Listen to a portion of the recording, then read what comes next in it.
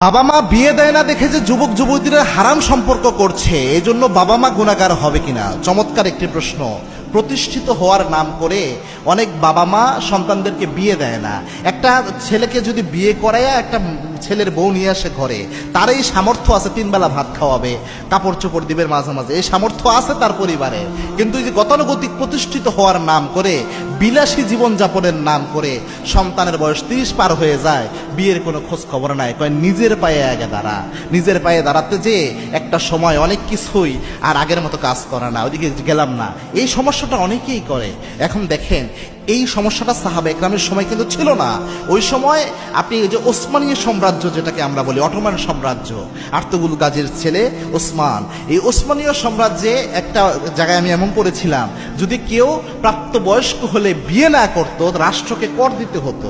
এরকম একটা অবস্থা হয়েছিল। মানে বিয়ে না করলেই তো অপরাধে যায়, আর বিয়ে না করলে তখন যেটা করতে হইতো, রাষ্ট্রকে কর দিতে হতো। বিয়ে না করে থাকে কেমনে আপনি বলেন? কেননা বিয়ে না করে থাকলে যুবকরা খারাপ কাজে যাবে। এখন অনেক বাবা মা খামখেয়ালি রয়েছে এই ক্ষেত্রে। প্রথমত যুবকদের একটা হাদিস এখানে মাথায় রাখা উচিত।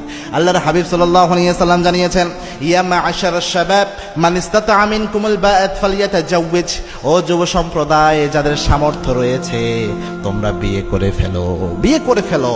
এবং আল্লাহর হাবিব বলেছেন, আন নিকাহু মিন সুন্নতি ফামান রাগিবা আন সুন্নতি ফালাইসা মিন্নি, যে নিকাহটা হচ্ছে আমি নবীর সুন্নাহ, যে এটা থেকে মুখ ফিরিয়ে নেয়, এটাকে যে অ্যাভয়েড করে, এটা অ্যাভয়েড করে অন্যদিকে যে যায়, সে আমি নবীর উম্মত হতে পারে না। এটা মারাত্মক বিষয়। এখন বিয়ের জন্য আল্লাহ সামর্থ্যের কথা বলেছেন, রাসূল সামর্থ্যের কথা বলেছেন। সামর্থ্য কতটুকু? সামর্থ্যের ব্যাখ্যা সাহাবা একরাম বুঝতেন। 3 বেলা বা মোটামুটি যতটুকু খাবার খেয়ে মেরুদণ্ড সোজা করে ইবাদত বন্দি করতে পারে আপনার স্ত্রী, এতটুকু খাবারের ব্যবস্থা দিনে করতে পারলেই হয়। অনেক সাহাবী দিনে 2-1টা খেজুরের ব্যবস্থা করতে পারতেন স্ত্রীর, মনে করতেন ওই যুগের আলোকে সামর্থ্য হয়েছে। এখন এই যুগের আলোকে সামর্থ্য বলতে 3 বেলা 3 মুঠো ডাল ভাতের ব্যবস্থা করেন, আর মোটামুটি হালকা পাতলা কাপড়ের ব্যবস্থা করতে পারলে, এতটুকু হলেই যদি পরিবারের সামর্থ্য থাকে, আমার উচিত, আমার মতে পরিবারের সামর্থ্য থাকলে বয়স হলে ছেলেদের বিয়ে দিয়ে দেন।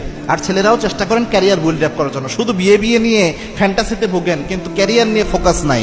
এটা যেন না হয়। অল্প বয়স থেকে ক্যারিয়ার নিয়ে ফোকাসড হয়ে যান। বাবা মা যখন দেখবে ছেলেটা ক্যারিয়ার নিয়ে সিরিয়াস, তখন অনেক ক্ষেত্রে চিন্তা করবে, না এর মধ্যে সিরিয়াসনেস আছে। বিয়ের জন্য সিরিয়াসনেস প্রয়োজন হয়, বিয়ের জন্য ব্যালেন্স পার্সোনালিটি প্রয়োজন হয়। শুধু বিয়ে করাইলেই হয় না, ওই ভারত্ব, ওই মানসিক সামর্থ্যটা, ক্যাপাবিলিটিটা, সামর্থ্যটা লাগে।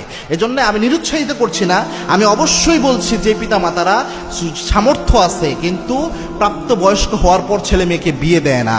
সন্তান যে গুনাহ করে হাদিসের আলোকে বোঝা যায়, বাবা মার আমলনামায় গুনাহ উঠে যায়। এটা কিন্তু মারাত্মক একটা বিষয়, এটা অবশ্যই শিখ। এবং